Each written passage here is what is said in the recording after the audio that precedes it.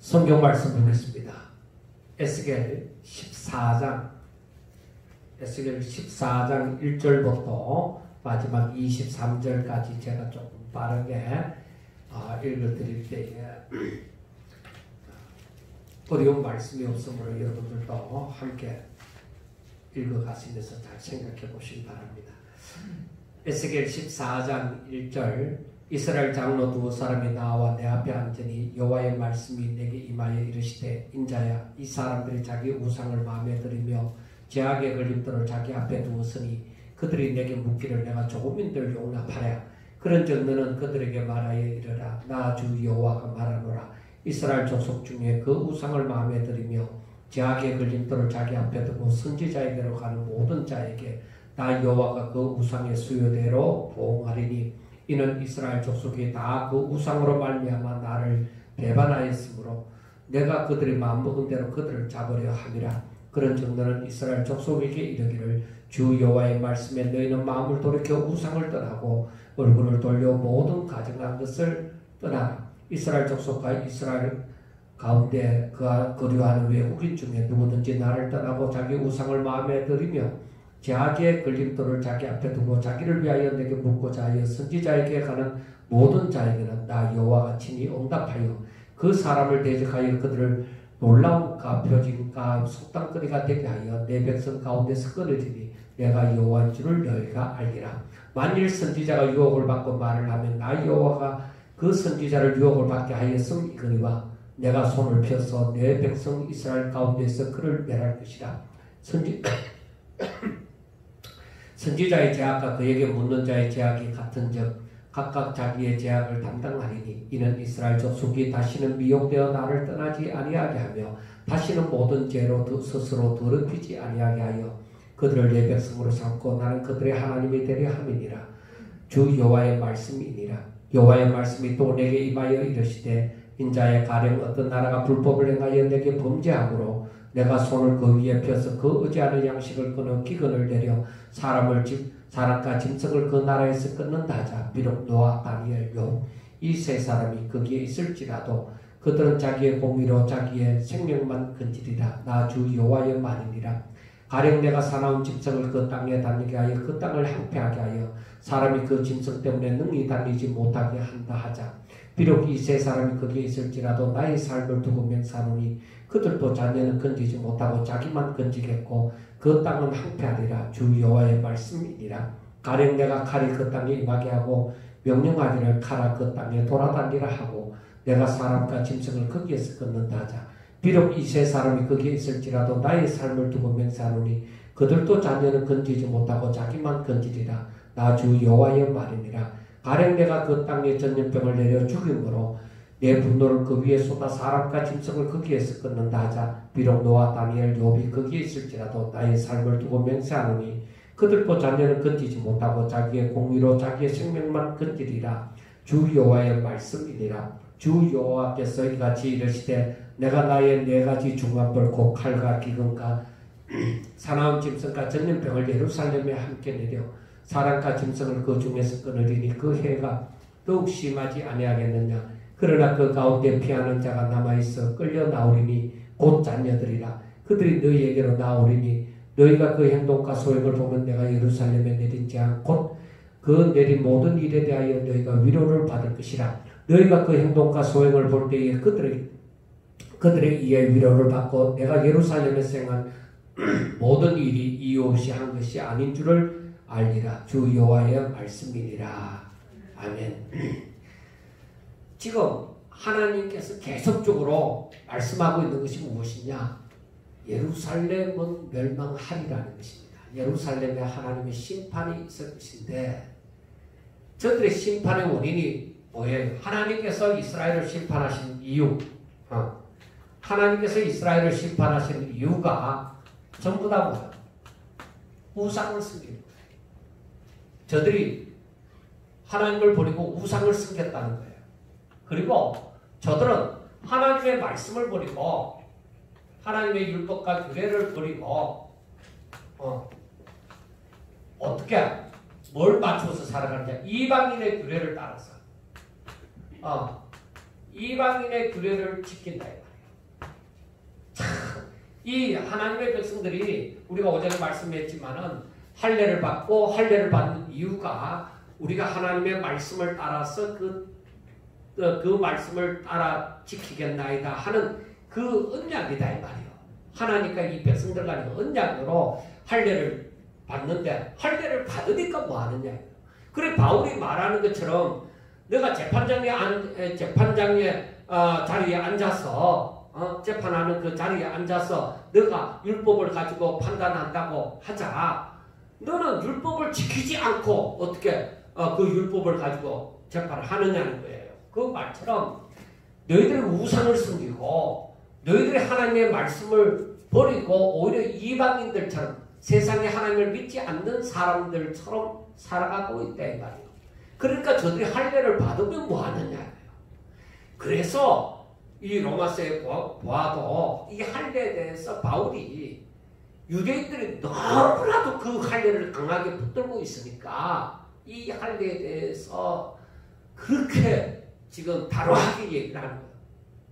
할례자는 뭐 할례잖아. 다 소용이 없다. 오직 예수 안 믿으면 끝이다. 쉽게 얘기하면 예수 안 믿으면 할례 받아도 소용없고 할례 안 받아도 다 소용없다. 예수 믿는 것이 누구에게나 다 중요하다. 그러니까 제가 지난번에도 그 강의를 하면서 말씀을 드렸지만은 구약 성경에서부터 이미 하나님은 너희들이 이런 육체의 할례만 받을 뿐만 아니라 마음의 할례를 받아야 된다. 너희들 마음이 하나님께로 향하여야만 된다는 거예요. 우리 마음이 생각하는 것이나 우리 마음이 이게 썩어버리면은 아무런 소용이 없어요. 의식을 아무리 제사를 매번 드리고 아무리 의식을 행한다 하더라도 다 소용이 없는 거예요. 이미 이 생각하는 것이 뭐야? 다 썩었다.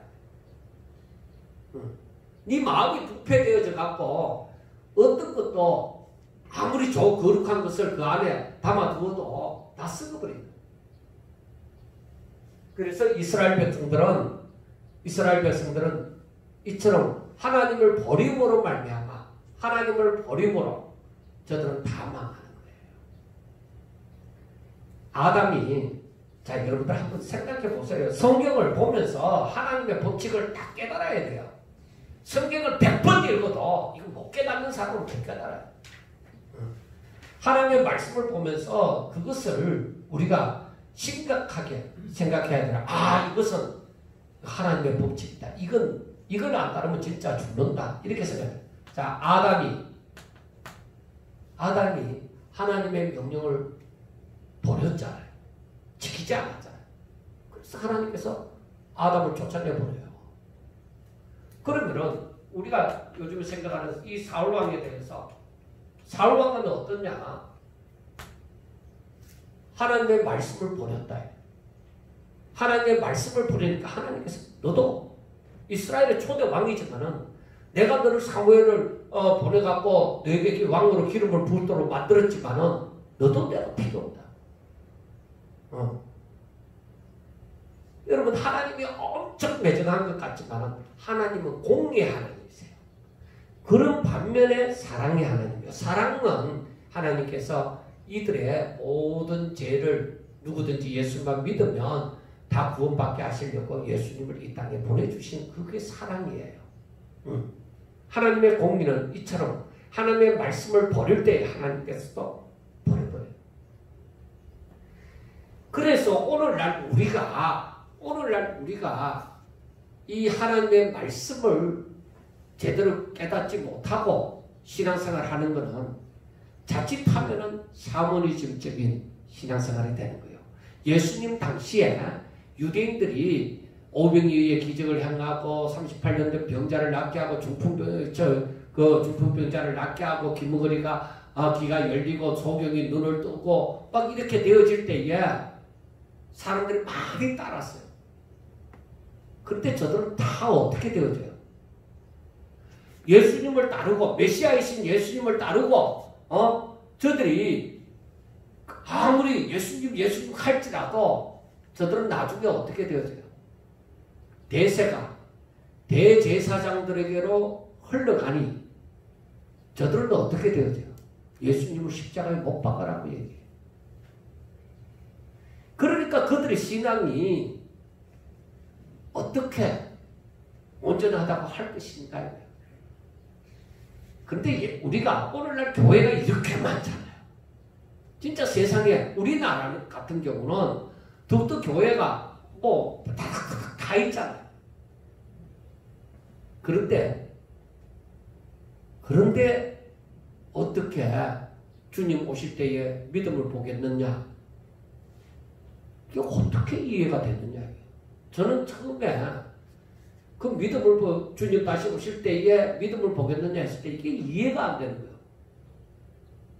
가는 곳마다 교회가 있고 이렇게 예수 믿는 사람이 이렇게 세상에 많는데 그리고 열심으로 일하는 주를 위해서 열심히 일한다고 하는 사람들이 이렇게도 많은데 어떻게 믿음을 보겠느냐? 그거는 이제 마지막에 환란이 일어나니까 다 죽어버리고 이제 믿는 자가 얼마 안 남았을 때 그때로 두고 얘기하는 건가 별의별 생각을 다 해보았어요. 그런데 성경을 알아가면 알아갈수록 옳도다. 예수님의 말씀이 옳도다.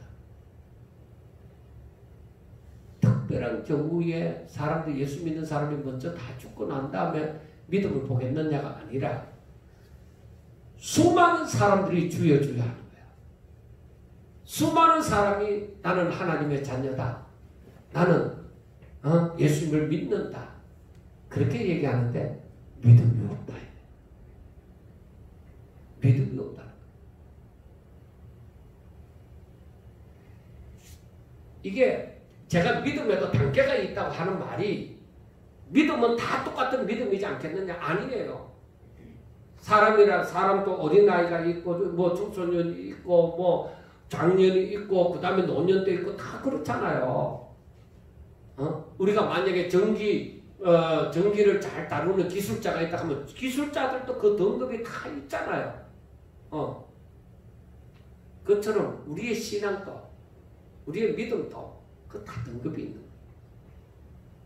그런데 그나마 생명이 있는 믿음을 가졌으면 진짜 그 살아있는 믿음을 가졌으면은 등급이 1등급이든 5등급이든 그건 상관이 없는데 그런데 아예 믿는다고 하지만 그 안에 생명이 없으면 어떻게 할 거냐? 죽정이면 어떻게 할 거냐 이 말이에요.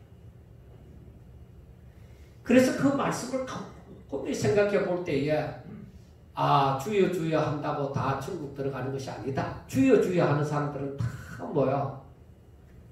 하나님 날 살려주세요. 내가 하나님을 믿습니다. 쉽게 생각하면 그런 종류의 사람들이지 않느냐. 그런데 저들이 왜 천국 못 들어가느냐? 아버지의 뜻대로 행하지 않는다는 거예요. 그러면은 우리가 살면서 하나님의 뜻대로 하나님의 뜻을 깨닫는 것은 하나님을 아는 것, 하나님을 알아야 하나님의 뜻을 알죠. 그러니까 우리가 신앙생활을 하면서 하나님의 뜻을 아는 것, 하나님을 아는 것 이것이 너무너무 우리 신앙생활에 가장 중심을 이루는 거예요. 너무너무 중요한 거예요. 그런데 실상 우리가 신앙생활 하는데 보면은 사람들이 하나님의 뜻이 어떠한지를 잘 모른다. 풍월은 얽죠. 그러니까 들은 대로 내뱉을 수는 있어요. 그런데 그게 자기 것이 아닐 수가 있다. 들은 것을 그냥 복사기처럼 복사를 해내는 거죠. 지식 전달이죠. 그런데 지식은 전달할 수 있으나 그 안에 믿음이 없어. 생명이 없어. 죽었다. 모양은 갖췄는데 외식적인 그런 외형적인 그 모양은 다 갖춰 있는데 그 안에 생명이 없다. 해칠한 무덤이다 이 말이에요. 그래서 저도 칼빈주의자니까 그 칼빈의 교리를 보면은 누구든지 예수님을 믿으면 다 구원받습니다. 이게 말이 틀린 건 없죠. 근데 정말 믿느냐? 믿어. 저들이 정말로 예수님을 믿느냐? 그래서 야고보 사도가 거기에서 이래서는 안 되겠다. 그래서 네가 정말 믿음이 있느냐? 네 믿음을 내보이라. 너가 믿음이 있다고 하면 네 믿음을 내보이라. 그럼 믿음은 뭐예요? 우리가 히브리서 11장에 있는 그 말씀 그대로예요. 보이지 않는데 내가 보는 것 같이, 손에 잡히지도 않은데 잡은 것처럼 여긴다는 거죠. 그거 쉽지 않아요. 자, 우리가 한번 생각해 봅시다. 우리가 사무엘상을 보고 있기 때문에, 새벽 예배 때 사무엘상을 하기 때문에 우리가 더 쉽게 한번 생각을 해봅시다. 다윗, 골리앗. 다윗은 어린 소년이에요. 골리앗은 아주 거인이고 장군이에요. 다윗이 이길 것입니다. 예, 찬성표를 던지는 사람 100명 중에 몇 사람이 되겠어요? 실질적으로 우리가 성경에 나타나지 않는, 성경에 없는 실질적인 사람을 두고 다윗과 같은 사람이 있고, 어린 소년이 있고, 그리고 골리앗과 같은 거인이 있다. 그것도 그냥 키만 멀쩡하게 큰 사람이 아니라 진짜 막 근육질이 그런 엄청난 사람이 있다. 누가 이기겠냐? 100명 다윗이 이긴다고 얘기할 수 없습니다. 제가 꼬물꼬물 기는 여송충이가 있어요. 쟤하고 송충이하고 싸워서 무엇이 이기겠느냐. 송충이가 이긴다고 생각하는 사람은 아마 거의 없을 거예요. 말 떨어지자마자 가갖고 내가 쫙 밟아가 죽여버릴 거니까. 싸우면. 확실한 거잖아요. 내가 보기에 좀 징그럽게 생겨서 그렇지, 싸우면은 결판을 내야 될 거든 내가 가서 밟아가 죽여버리죠. 다윗과 골리앗과 같은 경우에 있어서 아무도 다윗이 이긴다고는 생각하지 못해요. 자, 하나님의 역사를 우리가 많이 찾아볼 수 있습니다. 이러한 하나님의 역사는. 애국과 그리고 이스라엘, 누가 이기리라고 생각해요? 애국이 이기죠. 이들은 종인데 무기도 없는데 훈련된 군사도 없는데 누가 이긴다고 생각을 했어요? 말도 안 돼. 말할 수 없어요. 그런데 제가 지난번에도 말씀을 드렸지만은 하나님은 자기를 나타내시는 데에 말도 안 되는 것으로 말이 되게 만드신다 이거예요. 그래, 그게 처음부터 나타나는 것이 뭐예요? 무에서 유를 창조하시잖아요. 무에서 유를 창조하신 하나님이시다 이거예요. 그뿐만 아니라 하나님께서는 정말로 모든 상황 가운데서 말도 안 된다 하는 것을 말이 되게 하시는 분이시다 이 말이에요. 그래 놓고 이게 무엇이냐? 이러한 것이 하나님이 하시는, 이건 육신에 속한 것이 아니라 이건 신령한 것이다. 하나님께 속한 신령한 것이다. 신령한 것은 하나님의 방법으로 되어지는 거예요. 그런데 너희들이 믿느냐 이거예요. 내가 육신에 속하였으면은 골리앗이 이기고 애굽이 이긴다는 거죠. 그런데 너희들이 나를 믿느냐는 거죠.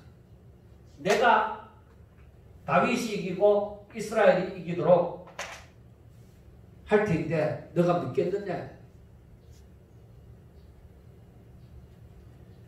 말도 안 되죠. 오병이어의 기적도 말도 안 되는 거예요. 홍해의 기적, 그럼 또 말도 안 되죠. 흐르는 물이 뭘 좌우에 벽이 돼갖고 이 땅이 물이 갈라져갖고 이 육지 같이 걷겠느냐 이 말이에요. 말이 되는 일이에요. 말도 안 되지. 믿음이 없이는 이건 성경은 진짜 일반적인 그 신화나 다름이 없다. 옛날 이야기에 지나지 않는다. 만들어낸 옛날 이야기에 지나지 않는다. 믿음이 없으면 그건 못 믿어요. 예수님이 십자가에 못 박혀 죽은 것이 어찌 나를 대신해서 죽었다고 얘기할 수 있겠느냐. 믿겠느냐 이 말이에요. 못 믿는다는 거죠. 왜? 그분은 유대인이고 나는 한국 사람인데 그분이 내가 태어나기도 전에 내 죄를 짊어졌다고? 말도 안 되는 소리 하고 있어. 내가 아직 죄도 안 지었는데 말이 안 된다. 믿음 없이 이 성경을 보면 정말로 의심할 것이 너무나도 많아요. 그런데 우리가 어떻게 이 책이, 이 성경이 읽어지고 또 이러한 역사를 볼 때마다 아멘, 아멘 하느냐는 거죠. 우리 보통 사람들이 그래요. 야, 그렇게 잘난 사람, 많이 배우고 한 사람이 어떻게 이단에 저렇게 빠져갖고 말도 안 되는 소리에 저렇게 넘어갈 수가 있느냐 이렇게 얘기하는 거예요. 그럼 여러분들은 말도 안 되는 것을 어떻게 믿고 있느냐 말이에요. 이단에 넘어간 사람들이 똑같은 현상이에요. 그걸 믿고 따라가냐? 그것도 대학까지 나오고 똑똑하다고 하는 사람들이 어떻게 그걸 믿고 있느냐? 여러분들은 어떻게 이 성경을 믿고 있어요? 말도 안 되잖아요.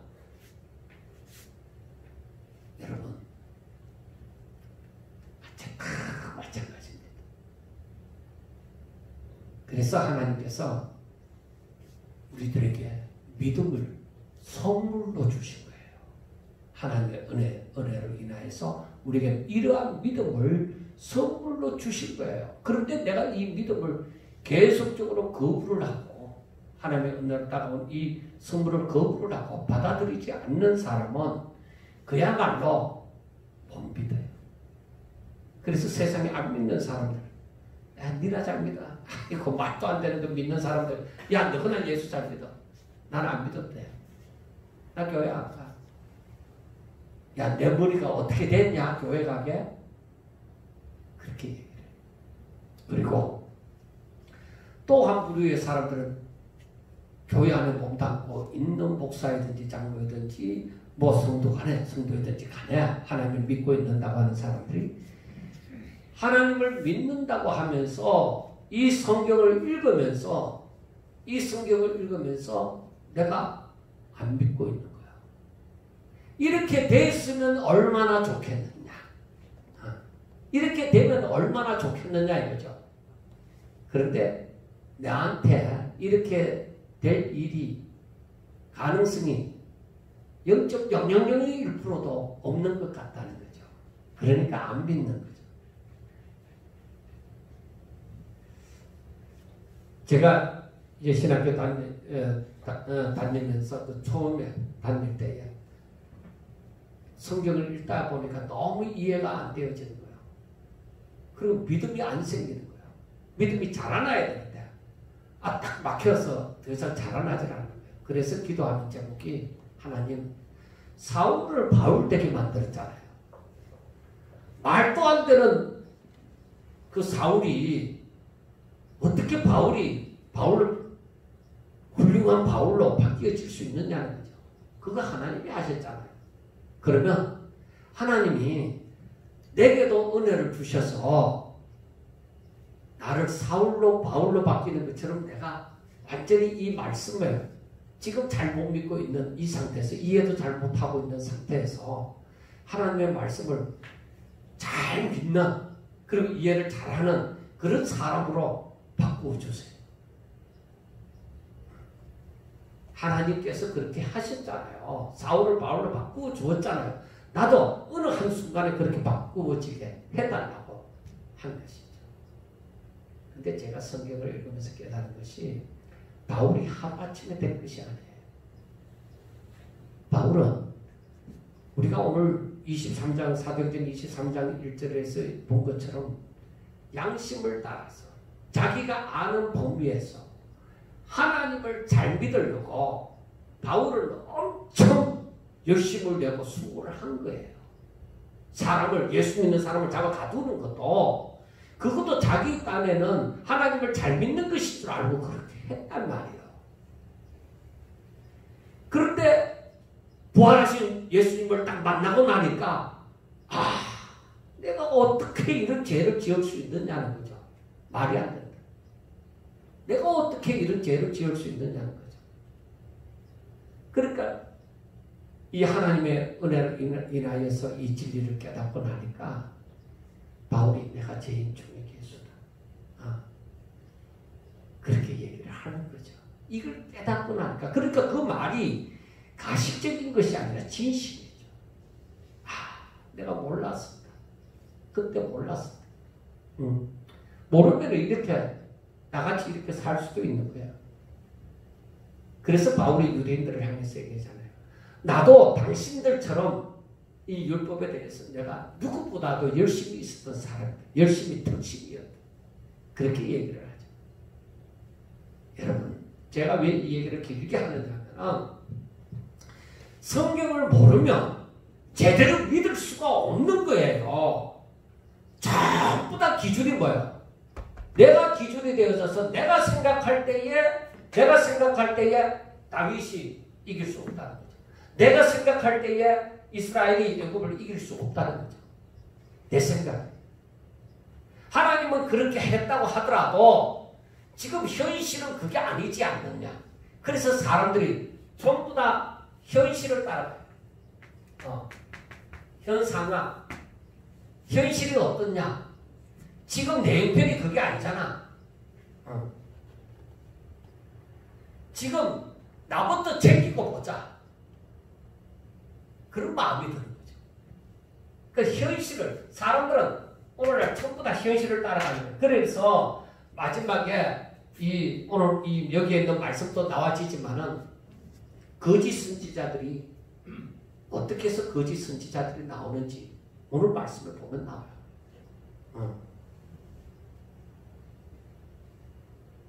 거짓 선지자들은 사람들이 현실을 쫓아서 가니까 자기가 현실을 쫓아서 성경을 해석하고 말을 하는 거예요.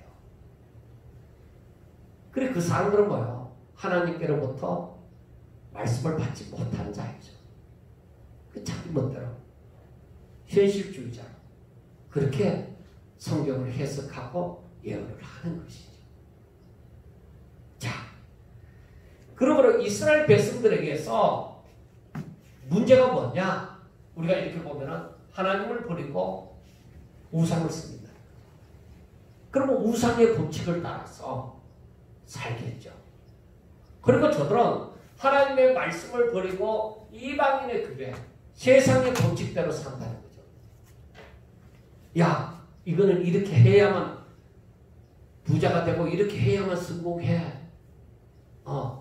그러니까 거짓말을 안 할 수가 없고 사기를 안 칠 수가 없고 신앙생활에 열심을 못 내고 그렇게 되는 거예요.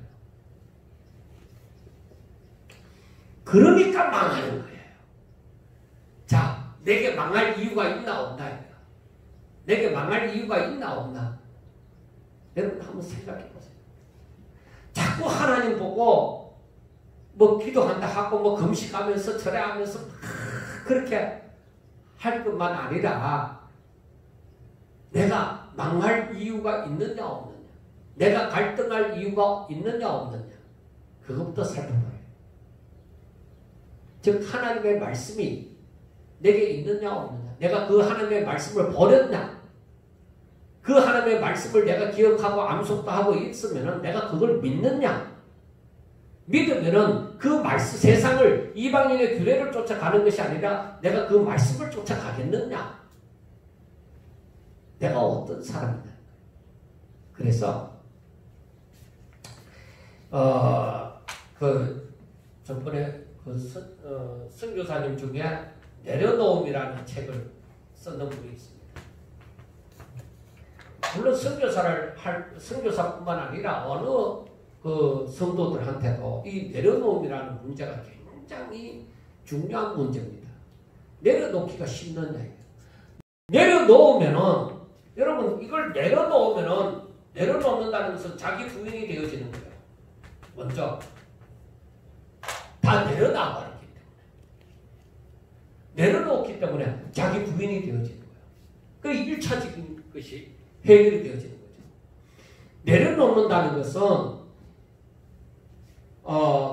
내가 모든 기회가 다 박탈되어버리고 내가 이제 할 수 있는 게 없어서 내려놓는 거는 그건 내 진정한 내려놓음이 아니에요.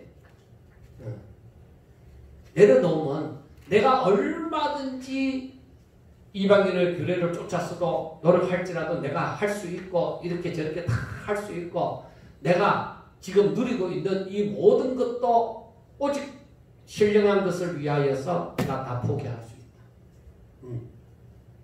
그렇게 되어져야 돼요. 그러니까 결국에는 그게 뭐냐? 중요한 게 이렇게 되려고 하면은 나의 가치관이 어떻게 되어지느냐? 내가 뭘 더 가치 있게 생각하느냐? 내가 어떤 것을 더 가치 있게 생각하느냐? 내가 하루에 밥 3끼 겨우 먹더라도 하나님만은 내가 잘 믿고 사는 그 삶이 좋으냐? 더 가치 있게 생각하나? 아니면은 내가 좋은 차를 타고 좋은 집에 살고 맛있는 것 막 먹고 싶은 것 다 냉장고에 다 있고 내 집에 나를 위해서 일해주는 사람들 있고 이러한 삶을 사는 것을 더 가치 있게 생각하느냐. 둘 중에 하나를 택하라면 나는 어느 것을 더 가치 있게 생각하고 택할 것이냐.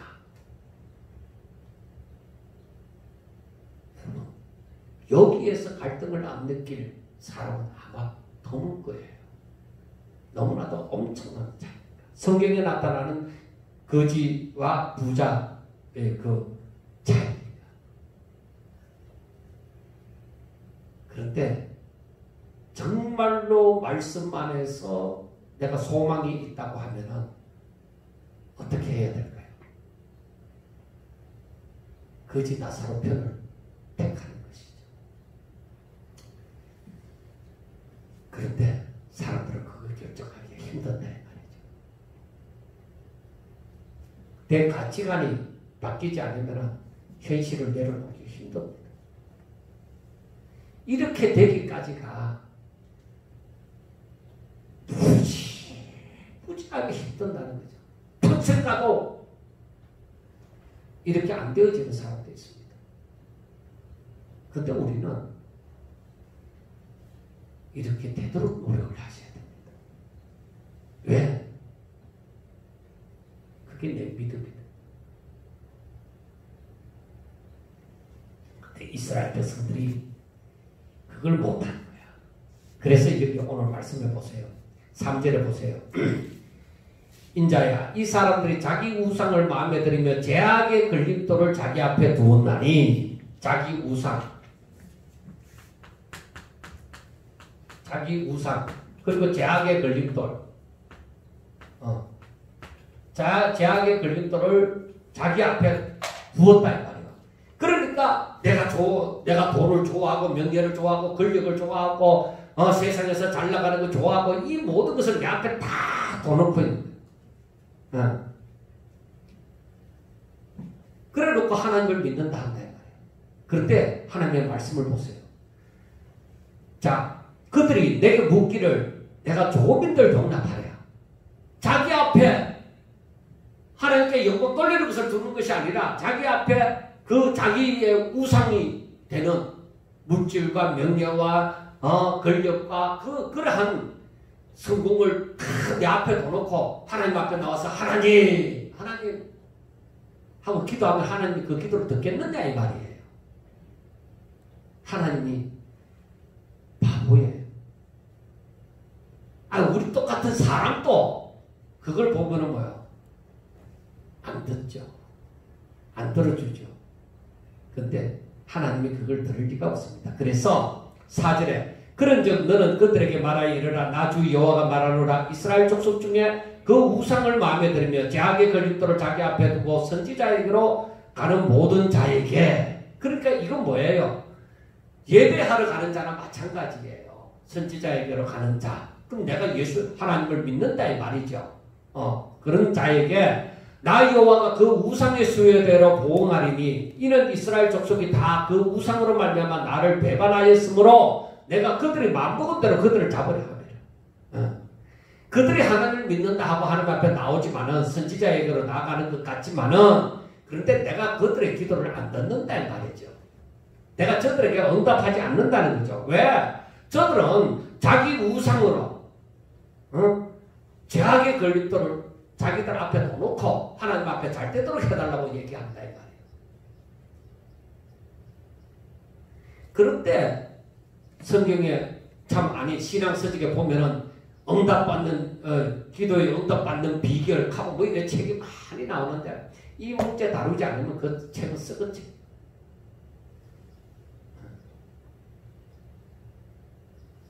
받을만 해야 돼. 기도의 응답을 받을만 해야 돼. 자, 그런즉 6절에 그런즉 너는 이스라엘 족속이 이르기를 주 여호와의 말씀에 너희는 마음을 돌이켜 우상을 떠나고 얼굴을 돌려 가정한 것을 떠나라. 그래서 너희는 우상을 떠나고 가정한 것, 하나님을 속인 것 이런 것을 다 떠나라 이거. 그럼 너 마음에 돈이 너 중심에 있지 않고 권력이 너 중심에 있지 않고 성공이 너 중심에 있지 않고 명예가 너 중심에 있지 않고 네 자존심이 네 중심에 있지 않고 그거 다 내려놓고 그걸 다 떠나서 내 앞에 오라. 그런데 이스라엘 족 7절에 이스라엘 족속과 이스라엘 가운데 거류하는 외국인 중에 누구든지 나를 떠나고 자기 우상을 마음에 들이며 자기의 걸림돌을 자기 앞에 두고 자기를 위하여 내게 묻고자 하여 선지자에게로 가는 모든 자에게는 나 여호와가 친히 응답하여 그 사람을 어떻게 한다고요? 하나님이 저희들의 대적이 된다고 얘기해요. 그런데 무슨 응답이 있겠어요? 대적하여 그들을 놀라움과 표징과 속담거리가 되게 하면 내 백성 가운데서 끊어리니 내가 여호와인 줄을 너희가 알리라. 그래서 이들의 결과는 어떻게 된다는 거예요? 자기 우상을 숨기고 그 모든 죄악의 걸림돌을 자기 앞에 두는 이 사람들은 결국에 망한다는 거예요. 그들의 영혼의 부요함이라는 것은 신령한 것을 누리는 그러한 삶은 없습니다. 저들에게 영적인 삶이 없어요. 하나님의 임재를 저들이 느끼느냐 못 느껴요. 아무리 예수 오래 믿어도. 하나님이 어떤 분인지 얘기를 하라고 했을 때 자기에게 표현을 잘 못해도 하나님의 임재는 이런 거야. 그걸 알게 되죠. 근데 이 사람들은 그런 부분이 없어요. 하나님이 저를 대적하는데 무슨 저들에게 무슨 그런 하나님의 임재를 알겠어요.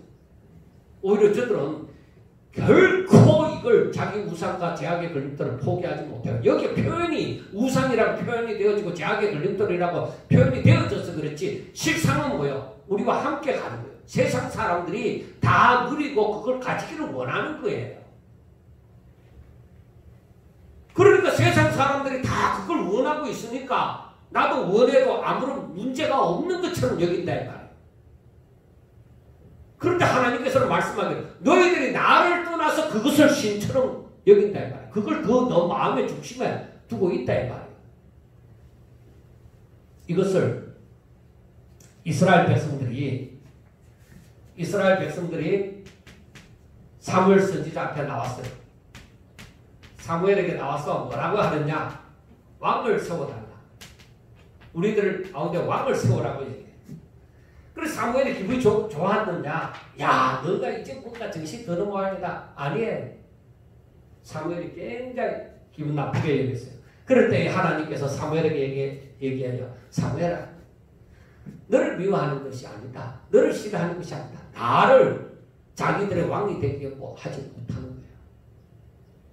그러니까 이스라엘 백성들이 하나님 지금까지 자기 조상들에게 역사하신 그 하나님을 바라보는 것이 아니라 세상을 보고 야 우리도 저 세상 사람들처럼 우리에게 왕이 있으면 좋겠다. 그렇게 해서 그 왕의 제도를 도입을 하고자 하는 거예요. 그런데 하나님께서 얘기해요. 너희들은 왕이 나를 따르고 하나님의 말씀을 버리지 않고 나를 따르면 얼마나 좋겠나. 그런데 너희들은 왕이 나를 따르지 않으면 너희들에게는 오히려 멍해가 엄청 씌워진다는 거죠. 자, 그래서 우리가 중요한 말씀을 이제 9절부터 봐요. 만일 선지자가 유혹을 받고 말을 하며, 자, 이 백성들이 선지자에게 나가서 우리에게 좋은 말씀을 해달라고 얘기하죠. 만일 선지자가 유혹을 받고 말을 하면 나 여호와가 그 선지자를 유혹을 받게 하였음이거니와. 자, 하나님이 이 선지자의 마음을 미혹시킨 거죠. 미혹을 받도록 자기 욕심에 끌리도록 한 거예요. 그렇게 했어요. 내가 손을 펴서 내 백성 이스라엘 가운데 그를 멸할 것이라. 선지자의 제약과 그에게 묻는 자의 제약이 같은즉 각각 자기의 제약을 담당하리니. 자, 이게 무슨 말씀입니까? 이스라엘 백성들이 나름대로 자기 우상과 그 제약의 걸림돌을 앞에 두고 하나님 앞에 물으러 가는 거예요. 그리고 하나님 앞에 구하러 가는 거예요. 그런데 이 선지자가 이들을 만나서 이제 얘기를 하는데 이 사람들에게 좋게 보이려고 뭔가 내가 얻을 것이 있는가. 그렇게 해서 좋게 보이려고 좋은 말을 해줘요.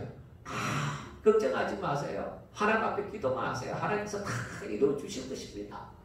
당신은 앞으로 잘 될 것입니다. 예루살렘 멸망 안 합니다. 지금까지도 하나님이 지켜주셨는데 무슨 멸망을 해요? 아이고 걱정하지 마세요. 지금까지도 이렇게 나라들이 다 자기들 노력한 대로 먹고 살고 다 이렇게 사람이 몇 명 더 죽는다 해도 다 그래도 이렇게 다 백신이 만들어지고 치료제가 만들어져서 다 살아가지 않습니까? 염려하지 마세요. 오히려 하는 일이나 잘하세요. 아무 염려하지 말고 열심히 수고하면 하나님께서 복 주실 거예요. 하나님의 말씀하고 즉 하나님의 뜻하고는 전혀 상관이 없는 말씀을 선지자들이 했다고 하면 그 선지자를 이 사람이 옳지 않은 상태예요. 그러니까 유혹을 받도록끔 내버려 둔 거예요. 그래서 이 사람들에게 자기 마음대로 살고 자기 중심으로 살고자 하는 사람들에게 이 소리를 듣게 만든 거죠. 그러니까 둘 다 망하는 거예요. 사단도 망하고 사단을 따르는 자도 망하는 것과 마찬가지로 여기서 선지자라고 부름을 받는 사람도 망하고 그 말을 듣는 사람도 다 똑같이 망하는 거예요.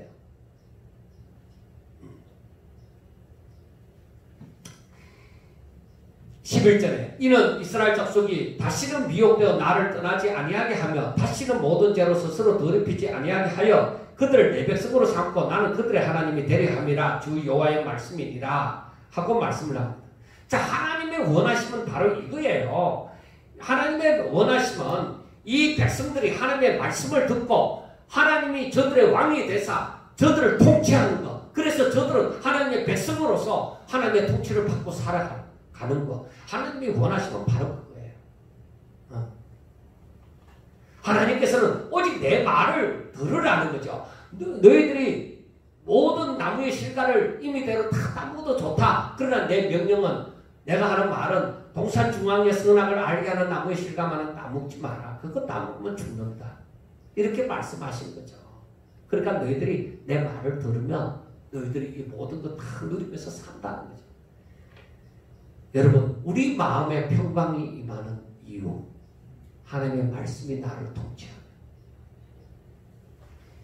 우리가 알지 못하는 눈에 보이지 않는 성령이 우리 가운데 임하셔서 우리 마음을 다스려 주시고 사도 바울처럼 예수의 몸으로 결박을 당하고 끌려가지만은 때로는 그 가죽에 납덩어리가 달린 그 채찍으로 맞아서 그만 죽을 뻔한 그러한 지경에도 이르지만은 제가 주를 믿을 수 있는 것은 하나님의 그 평화가 제게 임하기 때문에 하나님을 향한 믿음이 오히려 그 가운데서 더 자라기 때문입니다.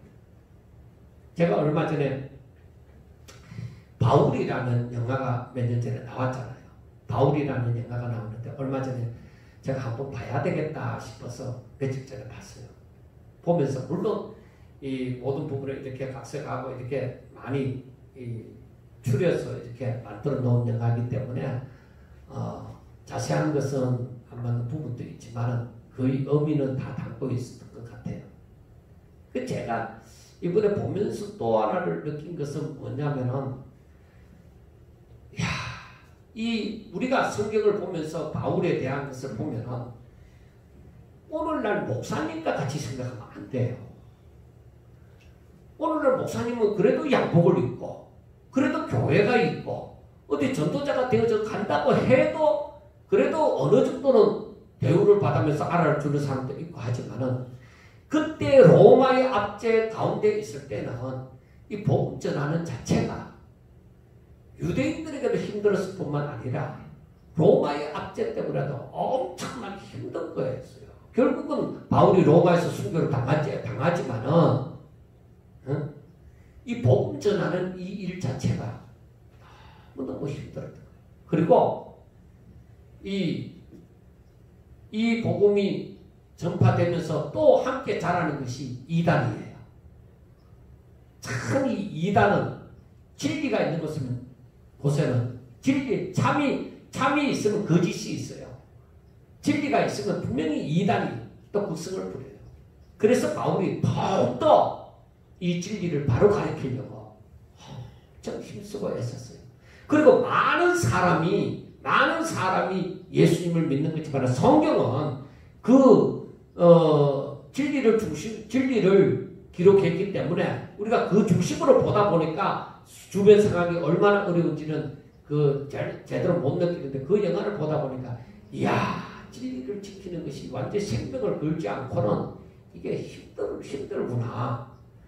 오늘날에도 마찬가지입니다. 여러분들이요. 정말로 우리가 하나님의 백성이 되어져서 하나님의 말씀의 그 통치를 받으며 산다고 하는 것은 우리 자신들이 하나님을 제대로 알지 않고서 하나님을 정말로 제대로 믿지 않고서는 힘이 들어요. 그러면 지금 이렇게도 예수 믿는 사람이 많은데 그 사람들이 다 가짜가 되겠습니까? 그럴 수도 있습니다. 안 된다고는 그건 나도 모르고 여러분도 모르는 거예요. 그러나 우리가 성경을 보면서 깨달아야 되는 것은 물론 하나님의 택한 백성들을 어찌하는지 간에 연약한 자는 연약한 대로 강한 자는 강한 자대로 이렇게 하나님께서 인도하사 저들을 구원하시겠지만은 근데 중요한 것은 그거예요. 정말 제자가 되느냐. 예수님을 믿는 사람은 많아요. 믿는다고 하는 사람은 많은데 그들이 진짜인지 가짜인지를 몰라요. 그런데 제자는 많지 않아요. 제자는 많지 않아요. 제자는 자기 뜻이 없어요. 주님처럼 성기로 완노라 하는 주님처럼 오직 아버지의 뜻만 있어요. 자기 뜻, 자기 생각, 자기 뜻 이게 없어요. 오직 하나님의 뜻대로 내일 일은 알지 못하고 오직 주님 인도하시는 대로만 가는 거예요. 그 길이 고난의 길이라 할지라도 우리 주님이 함께 하심으로 절대로 낙심하지 않게 되어져요. 거기까지 내가 절대로 말씀을 놓지 않는 그 자리에까지 우리는 올라가야 되는 거예요. 우리의 신앙 그냥 여러분들 그냥 교회 다니는 사람만 되지 말라고. 여러분 그 다음부터 나오는 말씀이 13절을 보면은 인자의 가령 어떤 나라가 불법을 행하여 내게 범죄함으로 내가 손을 그 위에 펴서 그 의지하는 양식을 끊어 기근을 내려 사람과 짐승을 그 나라에서 끊는다 하자. 그 나라에서 끊는다 하자.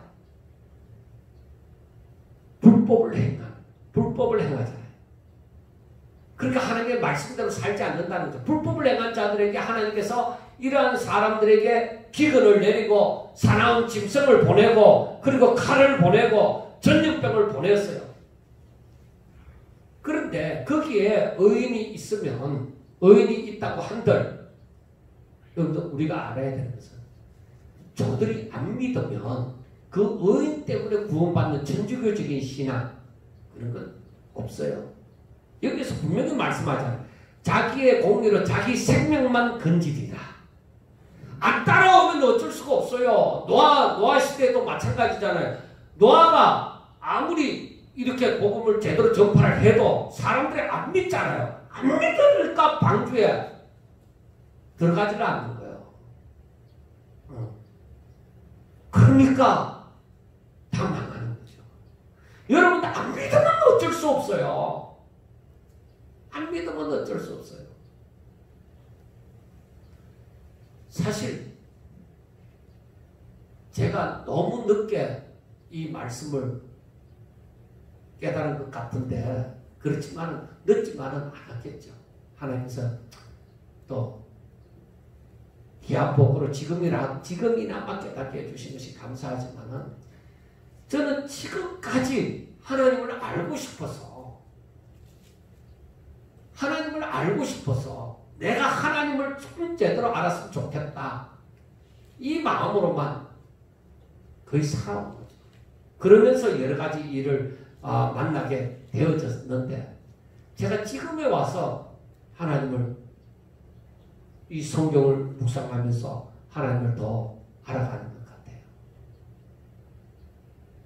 하나님을 알 때에 내려놓음도 이제 아는 만큼 이제 조금씩 따라와지는 거죠.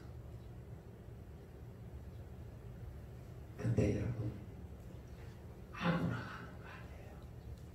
제가 참 다른 사람의 설교도 이렇게 듣고 이렇게 들어보면서 또 책을 써나가는 것도 보면서 이렇게 느끼는 것이 무엇이냐. 정말 하나님, 제가 그랬잖아요. 어느 정도 하나님을 아는 만큼 사람들이 믿게 되어져. 믿는 만큼 순종이 되어지는 거예요.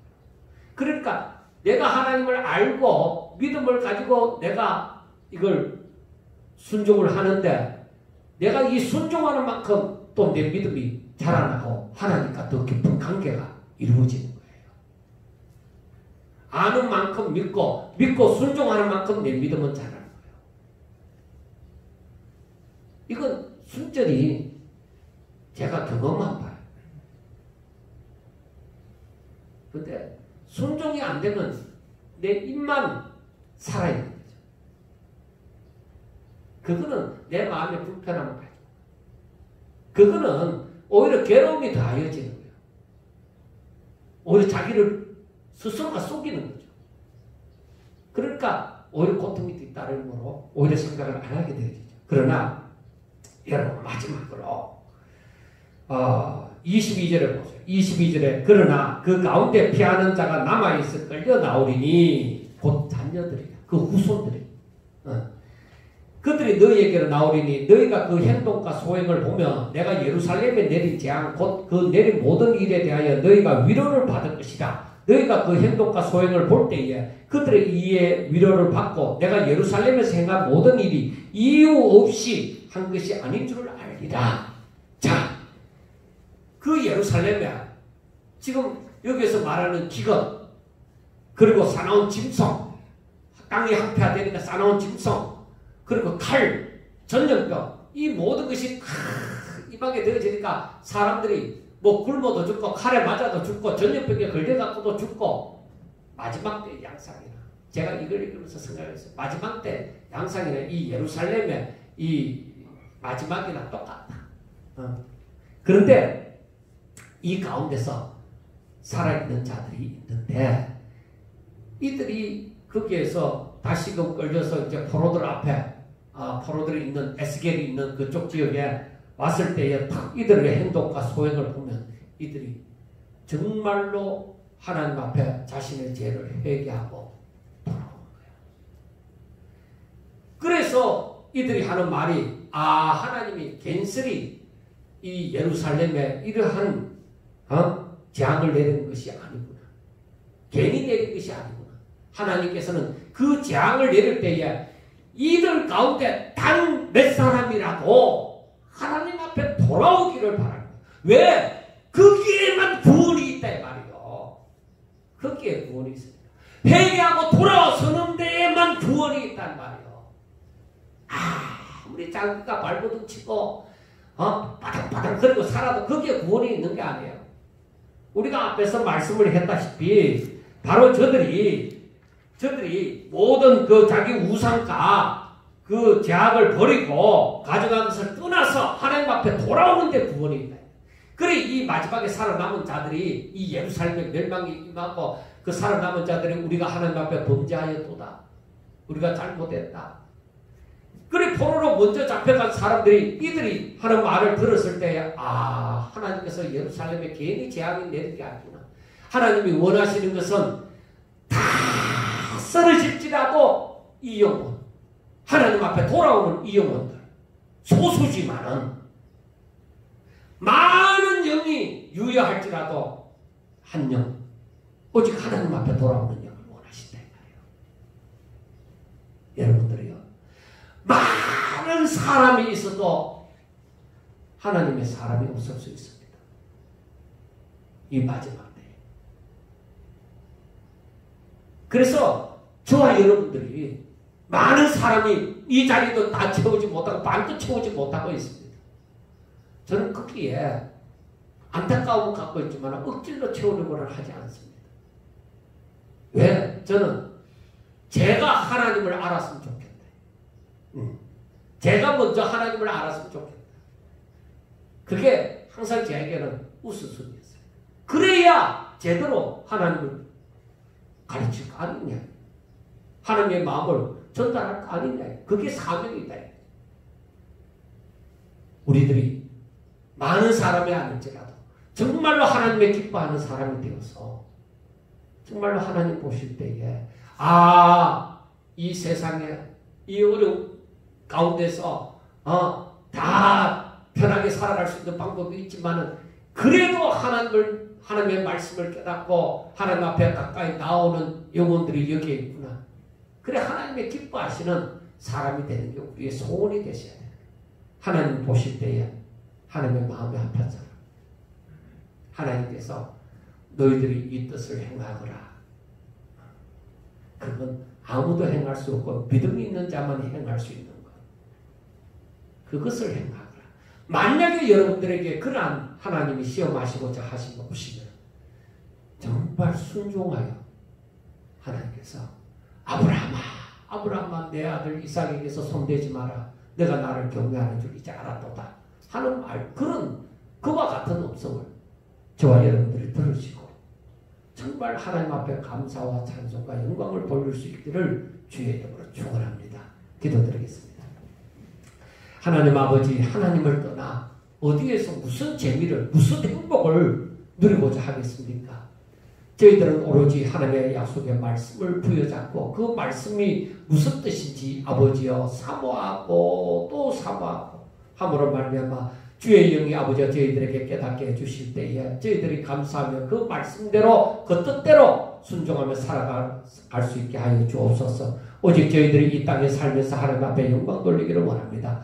주의 종들이 아버지 어떻게 하여 하나님 앞에 영광을 돌리겠나이까? 오직 하나님께서 하나하나 간섭하여 주시고 인도하여 주시옵소서. 이 마지막 때에 정말로 하나님의 마음에 합한 자들이 다 되게 하여 주시옵소서. 주의 제자들이 다 되게 하옵소서. 예수님 이름으로 감사하며 기도드리옵나이다. 아멘.